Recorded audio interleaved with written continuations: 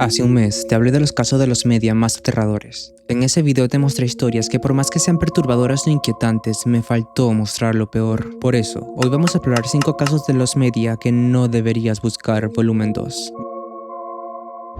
Watch out. Now, where is that newsboy? Yeah, Marty, I'll be watching for it. Meanwhile, Where he welcome. is.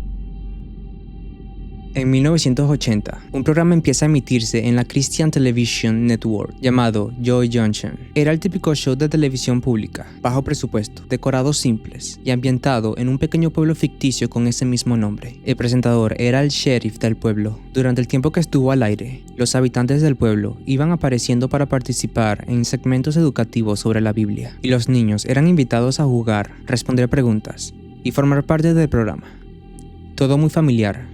Todo era muy inocente y por lo visto funcionó. El programa se mantuvo en emisión durante varios años, así que claramente tenía público, pero lo raro viene después, porque, de forma bastante extraña, casi todo rastro de este programa que haya existido fue borrado. Archivos, registros, toda mención. Prácticamente no quedó nada sobre el programa. Lo único que queda hoy son unos cuantos videos en YouTube. Esto, obviamente, ha hecho que sea muy complicado encontrar información real sobre Joy Junction, más allá de lo que podemos deducir viendo los pocos fragmentos que sobrevivieron. Pero no pasa nada, porque eso no es realmente el motivo por el que estamos aquí.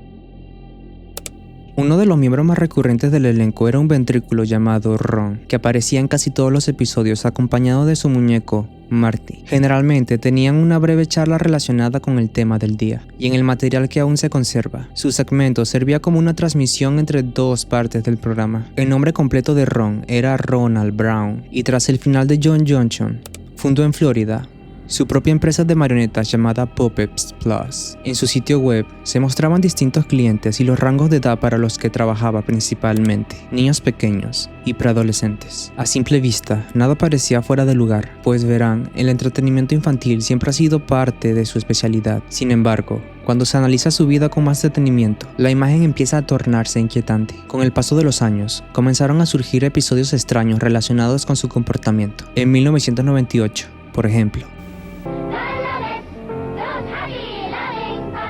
fue detenido por una infracción de tránsito, y durante la revisión se encontraron objetos que levantaron sospechas. Brown dio una explicación que, aunque poco convincente, fue suficiente para que no presentaran cargos en su momento.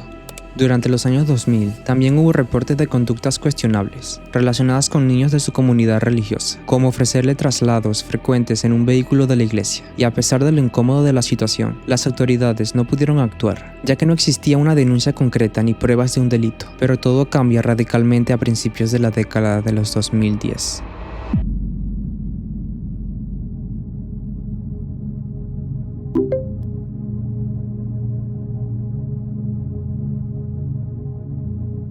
En mayo de 2012, un hombre llamado Michael Arnett fue arrestado tras una investigación encubierta. Al revisar su computadora, las autoridades encontraron conversaciones en línea con un usuario identificado como Uelaim. Estas charlas revelaban intereses extremadamente perturbadores relacionados con menores. Pero lo verdaderamente impactante fue descubrir que Uelaim no era un desconocido.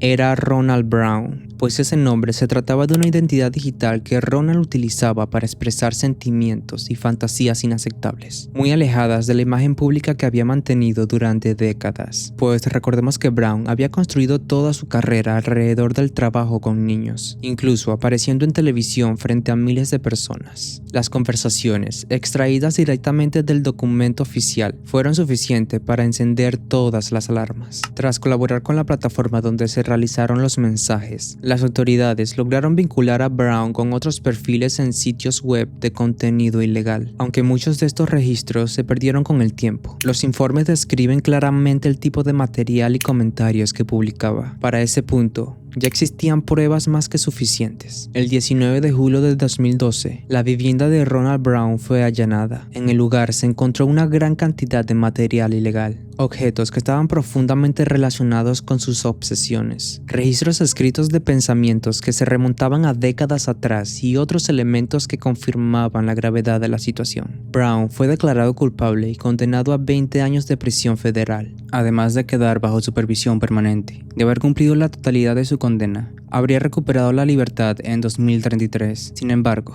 En agosto de 2020, se informó que había fallecido. Es imposible no pensar en las posibles víctimas y en todas las personas que tuvieron contacto con él sin conocer la verdad. Y viéndolo en retrospectiva, resulta más comprensible por qué John Junction prácticamente desapareció de los archivos, ya que fue un programa con una intención aparentemente positiva. Sí, pero su legado quedó irremediablemente marcado por el horror que se escondía detrás de las cámaras.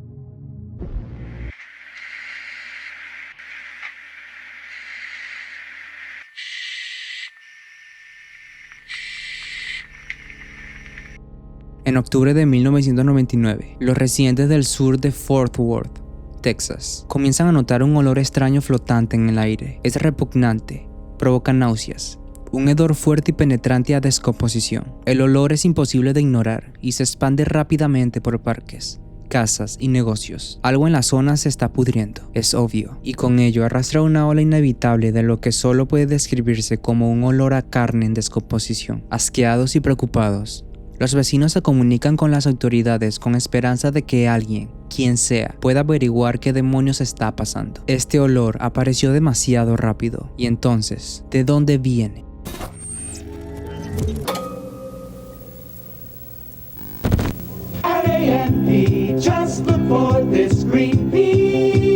Check out this week's Green Price specials on all flavors of Jell-O frozen pudding pops. The sweetness of the grapes. At Ralph's, you expect this kind of quantity. One is... It's like my mother always told me, get what you want, but get it at Wallbounds. I know how good my quality meats taste, but you have to see how good Wallbounds prices look.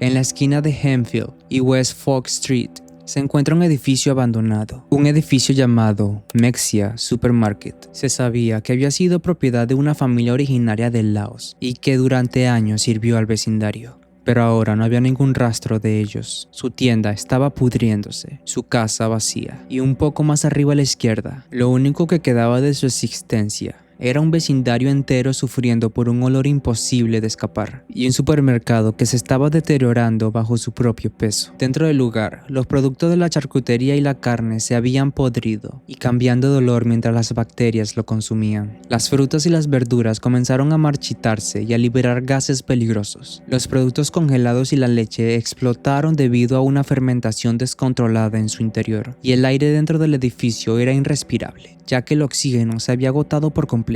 Como era de esperarse para cuando el lugar fue descubierto, el edificio estaba en un estado total de abandono, con gusanos, cucarachas, ratas y miles de moscas volando por todas partes. La escena era completamente asquerosa, y todo esto fue resultado de un edificio dejado a su suerte durante casi 3 meses. En los días siguientes, el Departamento de Salud de Fort Worth declaró oficialmente el sitio como un peligro sanitario, lo que dio inicio a una enorme operación de limpieza. Pero al evaluar el edificio, se dieron cuenta de que la situación sería mucho más complicada de lo que imaginaron. Debido a la presencia de roedores vivos, millones de insectos y la acumulación de gases peligrosos, demoler o incendiar el edificio no era una opción, ya que todo lo que estaba dentro simplemente se desplazaría hacia otras casas cercanas.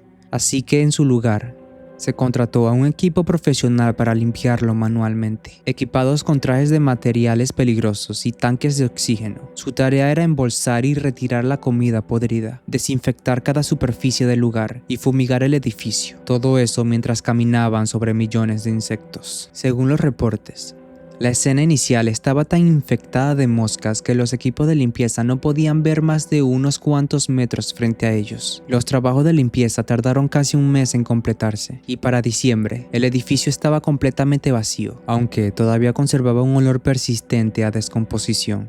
Años después, el lugar fue comprado y reabierto bajo el nombre de una tienda llamada Terry's. Sin embargo, según una reseña publicada en Google, casi 14 años después de lo ocurrido en Mexia, el lugar aún supuestamente olía a muerte. Todo el material que has visto hasta ahora proviene de un documental del History Channel del año 2010 titulado Life After People, y aunque nos da una mirada al interior y a las condiciones del lugar, solo representa una pequeña parte de la historia. Resulta que en su momento se grabó una gran cantidad de material para noticieros, mostrando tanto el interior como el exterior del edificio antes de que comenzara la limpieza. Sin embargo, a día de hoy, Ese material es completamente inaccesible. Quizás algún día aparezca más material sobre esto, pero por ahora, esto es todo lo que tenemos, y puede que así se quede durante muchos años.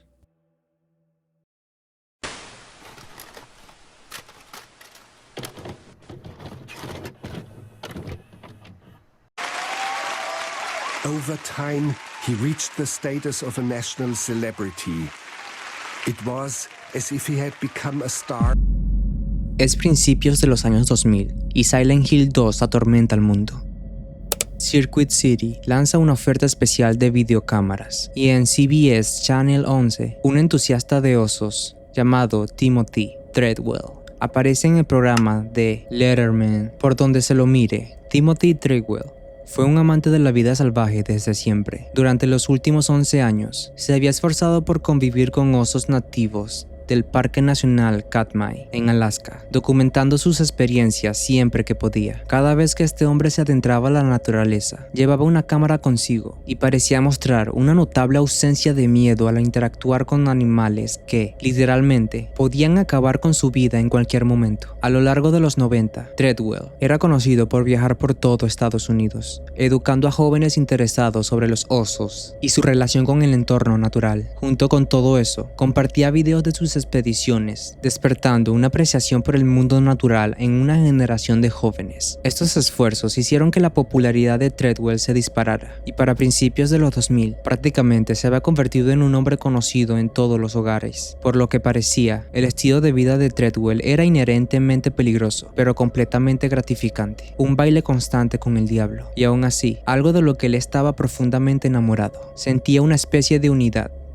una conexión con una especie que los humanos, desde siempre, han temido de forma instintiva. En octubre del 2003, Timothy Treadwell convenció a su novia Amy de aventurarse con él en el Parque Nacional de Katmai. Sin embargo, a diferencia de otras expediciones, esta ocurrió notablemente tarde en el año, pues verás, octubre está justo al borde de la temporada de invernación, una época en la que los osos buscan comida de forma agresiva para poder sobrevivir al invierno. Además de esto, ese año la zona sufrió una sequía que redujo el suministro de alimento, provocando una capa extra de agresividad en la fauna local. En pocas palabras, el ambiente era extremadamente tenso, la competencia era alta. Y aún así, Timothy convenció a Amy de confiar en él, ya que estaba ansioso por continuar su estudio de una especie por la que sentía una fascinación de toda la vida. Se ha señalado que Amy nunca quiso ir a este viaje. De hecho, le tenía un miedo profundo a los osos. Al día siguiente, el bosque estaba en silencio. Un piloto de taxi aéreo llamado Willie Fulton aterriza su avión cerca del campamento de la pareja para recogerlos. Sin embargo, al bajarse y mirar alrededor, Fulton se da cuenta rápidamente de que algo no está bien. La pareja no está por ningún lado, y lo único que lo recibe es un campamento destrozado y un oso visiblemente alterado. Confundido por lo que está presenciando y temiendo por su seguridad, Fulton vuelve a subir al avión y da aviso a los guardabosques del parque. Cuando estos llegan, abaten al oso, revisan la zona y de forma impactante descubren una escena completamente inesperada. Pues verán, por todo el campamento se encontraban esparcidos los restos mutilados y parcialmente devorados de Timothy y Amy. Sus cuerpos habían sido violentamente destrozados. La mano y los brazos de Timothy estaban dispersos por el campamento, y Amy se encontraba enterrada de forma descuidada bajo un montón de tierra en su tienda. Esa noche la pareja perdió la vida a manos de un oso salvaje, y en los 85 años de historia del Parque Nacional, fueron las primeras personas en morir de esta manera. Mientras investigaban el campamento, los guardabosques encontraron algo inesperado, una cámara que había grabado el ataque. Según los reportes, la tapa del lente estaba puesta, dejando automáticamente 6 minutos de audio al final de la cinta, capturando los últimos momentos.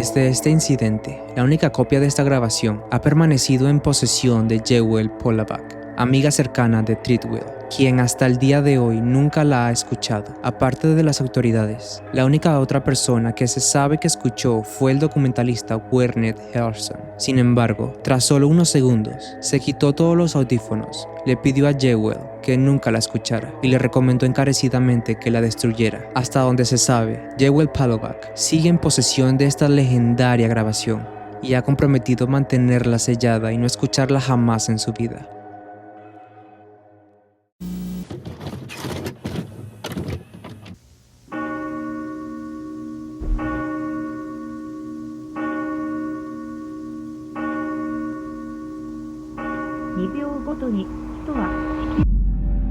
La historia apareció en 2004 en Second Channel, uno de los foros anónimos más grandes de Japón. Alguien afirmó que existía este extraño anuncio de servicio público, o tal vez era un comercial nocturno. Nadie podía ponerse de acuerdo sobre quién era exactamente, pero todos los que decían haberlo visto recordaban un detalle muy específico. Dos figuras humanas blancas y sin rasgos, sin rostros, sin ropa, solo siluetas humanoides vacías, mientras de fondo se escuchaba el sonido repetitivo de una campana de cruce ferroviario. Una figura se desvanecía, otra aparecía, y luego surgían textos en la pantalla. Algunas personas juraban que había una voz off, diciendo algo escalofriante como: cada 2 segundos alguien en la tierra. Las palabras exactas cambian según quien cuente la historia, pero la sensación siempre es la misma. Es inquietante, extrañamente existencial, y no se siente como algo que debería haberse emitido por la televisión. Pero aquí viene lo raro. Nadie jamás la ha encontrado. No hay cintas. No hay registros en las listas oficiales. Nada. Durante años, la gente ha buscado pensando que quizás era un PCA escolar o un comercial oscuro que se emitió una vez y luego desapareció. Y aunque existen muchísimas reacciones hechas por fans y hilos enteros dedicados a encontrarlo, el material original simplemente no está. Y hasta el día de hoy, Hitogata es uno de esos misterios de internet que te hace dudar de tu propia memoria. Tal vez es real. Tal vez es una especie de alucinación colectiva, o un ejemplo del efecto Mandela. Unos dicen que tenía un tono sepia, como si viniera de una cinta vieja o deteriorada, pero otros insisten que era en blanco y negro. La línea temporal también es muy borrosa. Algunos dicen que se emitió a finales de los 90, otros aseguran que fue a principios de los 2000. Tras años revisando guías de programación y bases de datos de comerciales, lo más cercano que se ha logrado es ubicarlo entre 1996 y el 2003. Incluso existe la mención de un post de 1999, años antes del hilo original, donde alguien describía un comercial con 2 personas monocromáticas parpadeando, alterando con un sonido tipo pom-pom. Pero ese hilo ya no existe y no hay ningún archivo disponible, dejando solo recuerdos de segunda mano y enlaces rotos. Tal vez es real, o tal vez es solo un recuerdo falso que creció con el tiempo en internet. Y eso es lo que hace que Hitogata sea tan inquietante. Cuanto más se buscan respuestas, más borroso se vuelve todo. Y es que podría haber una explicación bastante racional para este anuncio. Durante el periodo en el que supuestamente se emitió, las tasas de homicidio en Japón aumentaron drásticamente, y muchos de estos casos estaban supuestamente involucrados en cruces ferroviarios. Y en ese mismo lapso, también hubo varios descarrilamientos de trenes que causaron numerosos. Así que la posibilidad de que algo así existiera no es imposible. Sin embargo, el problema es que ¿quién haría un comercial de ese tipo? Y lo críptico que resulta el mensaje, tanto que una persona común difícilmente podría entender qué intentaba comunicar. Pero si Hitogata realmente duraba 15 segundos, lo más probable es que haya sido un comercial. Y entonces queda la última teoría.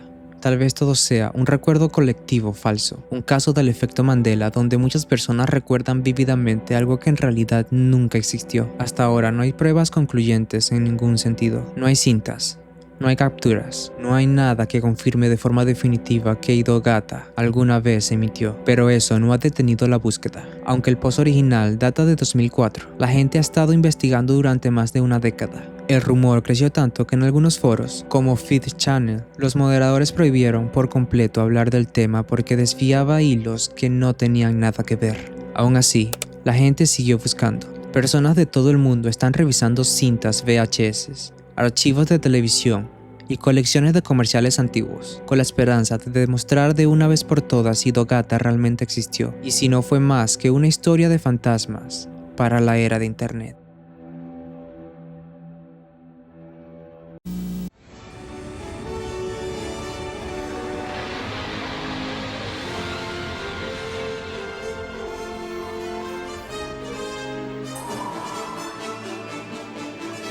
Ladies and gentlemen, Siegfried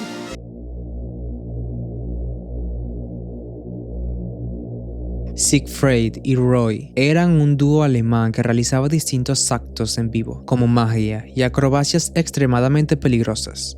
Eran muy populares por sus trucos, arriesgando con leones y tigres. Estos dos animales son increíblemente difíciles de domesticar, y además, un solo movimiento en falso podría significar el final. Siegfried y Roy se conocieron por primera vez en un crucero donde Siegfried estaba actuando. Le pidió a Roy, que en ese momento era parte del personal del barco, que subiera al escenario para ayudarlo con la actuación. Hacia el final del show, sacaron un guepardo en vivo. Por esto, ambos fueron despedidos de sus trabajos en el crucero. Aún así, se dieron cuenta de cómo el dúo tenía mucho potencial y decidieron seguir juntos mientras buscaban nuevas oportunidades laborales. En 1960, consiguieron otro trabajo en un crucero en Nueva York. En este nuevo empleo, donde realmente pulieron sus habilidades actuando con animales peligrosos. Con el tiempo, a medida que se volvían mejores amigos, comenzaron a presentarse por todo el mundo. Y en 2003, lograrían conseguir un espectáculo en Las Vegas, una presentación que terminaría en una tragedia absoluta. Según la historia local, el show comenzó como siempre, truco tras truco, y el público estaba cada vez más entretenido. Sin embargo,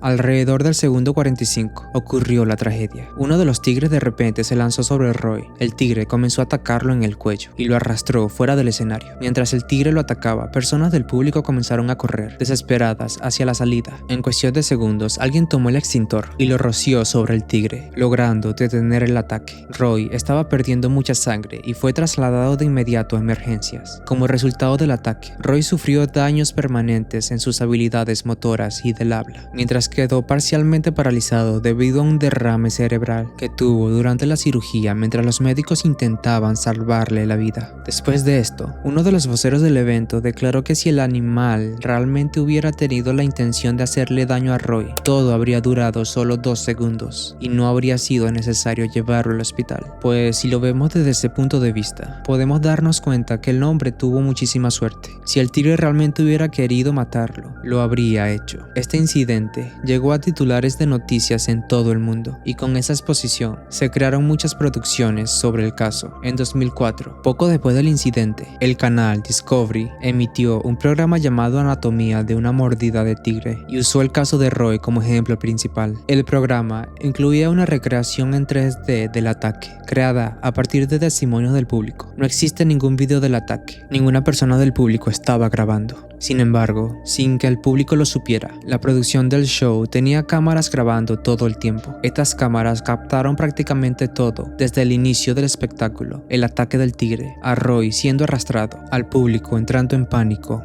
absolutamente todo. Pero por respeto a Roy, estas grabaciones nunca fueron publicadas y probablemente nunca lo serán. Pero en algún lugar existen las cintas de un hombre siendo atacado por un animal que había entrenado durante años. Un animal en el que confiaba con su propia vida.